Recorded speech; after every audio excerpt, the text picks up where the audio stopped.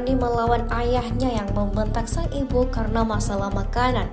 Video itu viral kemudian beredar di sosial media, seperti yang diunggah akun Instagram @tanterempongofficial, Senin 27 Oktober 2025.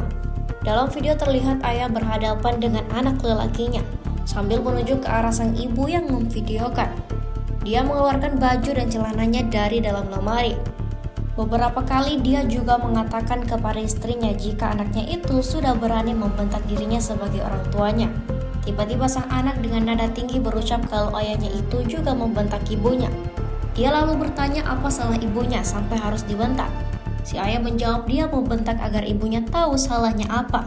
Setelah keributan itu, si ayah tampak hendak pergi dari rumah. Sementara terdengar suara tangis sang ibu sambil mempersilahkan suaminya itu keluar. Dari nada bicaranya, diduga lokasi kejadian ini berada di daerah Jawa, namun pastinya belum diketahui. Download Tribun X sekarang, menghadirkan lokal menjadi Indonesia.